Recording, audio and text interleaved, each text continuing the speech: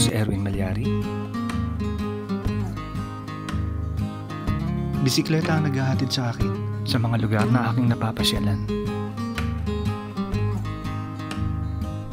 Noon pa man, mahilig na ako sa mga bagay na may kaugnayan sa kalikasan. 1998 noong nag-umpisa akong mag-watercolor. Kung babalikan ko yung mga panahon na yun, ito na talaga yung pangarap kong gawin. Gustong-gusto kong ipinipinta ang mga lugar na nasasaksihan ko.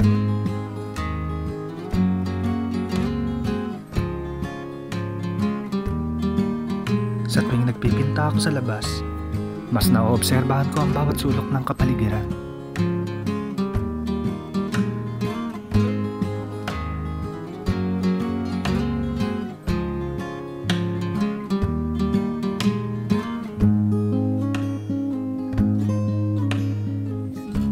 Alam kong walang permanente sa mundo. Lahat ng ito magbabago. Kaya naisipan ko bumuo ng serye na tinawag kong Tranquilscape.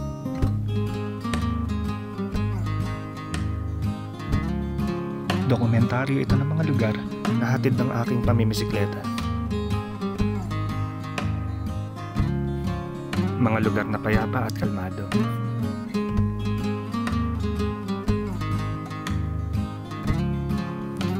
Darating ang panahon na ang lahat ng ito ay magsisilbing alaala na lang ng nakaraan.